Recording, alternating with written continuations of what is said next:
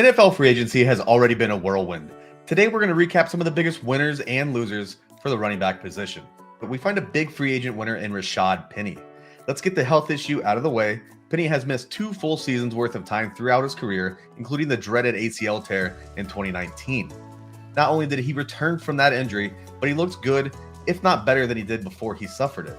He now finds a home with the Eagles in an offense that is going to ask him what he does best: find the hole between the tackles and make the most of it. Over the last 2 seasons, Penny has averaged 6.4 yards per carry between the tackles, and maybe even more importantly, he's averaged 7 yards a carry from shotgun. That meshes well with what Philadelphia likes to do with Jalen Hurts at quarterback, as the team is ranked 2nd and 3rd in the NFL in rush attempts out of shotgun, behind Baltimore and Arizona for 1 year. Rashaad Penny led the league in yards after contact per attempt and now finds himself behind the best offensive line in the NFL. There's no way we can comfortably project him for anywhere near 16 or 17 games, which is why I would prefer to get my exposure for him in best ball drafts. We're looking at another potential high upside season for Patriots running back Rhamondre Stevenson. In games that Damian Harris missed last season, Stevenson delivered some huge fantasy points. That included 5 games with at least 3 targets and 1 monstrous 170-yard game against the Raiders in Week 15. New England has pulled the wool over our eyes in fantasy plenty of times. The only thing standing in the way of another RB1 season is the recent signing of James Robinson. This will be Robinson's 3rd NFL team in 6 months, as he spent the last 5 games of the 2022 season sitting on the New York Jets bench. Dealing with Robinson instead of Damian Harris should be seen as a positive and make Stevenson an immediate winner in free agency. The Dallas Cowboys franchise tagged Tony Pollard for $10 million and is set to release Ezekiel Elliott as a post-June 1st cut.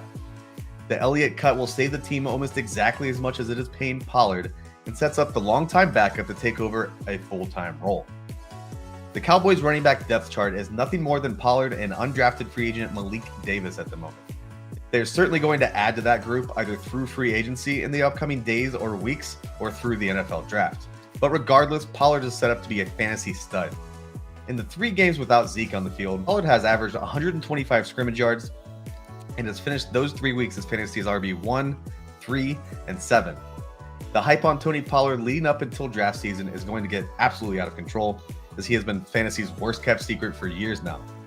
Nonetheless, he's set up in a great spot and has the opportunity to deliver on what will likely be a 1st or 2nd round draft capital. To say that David Montgomery was a free agency winner might be an understatement. Though the Bears are trending in the right direction, they still have some issues with their offensive front. They will for sure be adding to their line through the draft, but the relatively short lifespan of running backs in the NFL, who knows if Montgomery would be playing at a high level by the time they all gelled. Instead, he signs a 3-year, $18 million deal with the Detroit Lions to play behind one of the best lines in the league.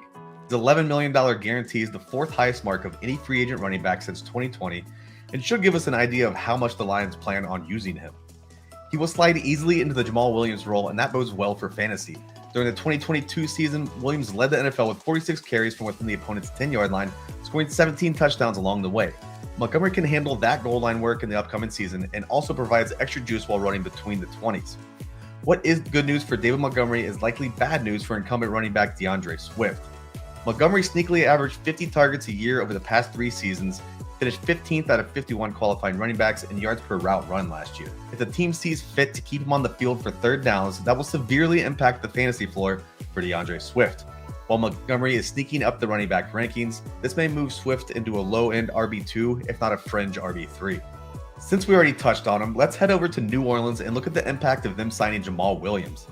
As I mentioned earlier, Williams was an absolute terror around the goal line last season and is an instant upgrade to the typical Mark Ingram role that the Saints have had for years now. What people may forget about Jamaal is that the first 5 years of his career, he received 36 targets a season. These aren't eye-popping numbers, but they are proof that he can be implemented into the passing game, which would come at the expense of Alvin Kamara. Kamara has caught at least 45 passes in all 6 years of his career and is where we get so much fantasy production from him. So not only can Jamaal Williams cipher both goal line and passing game work from Kamara, the size of his contract may give us an idea of Kamara's status with the team. Williams signed one of the biggest running back contracts of free agency, and it isn't the type of money you give to a back you're planning on sticking into a complementary role. The 3-year, $18 million contract could mean that New Orleans is expecting Alvin Kamara to miss some or a lot of time in the 2023 season. All of this may make Alvin Kamara the biggest fantasy loser of free agency.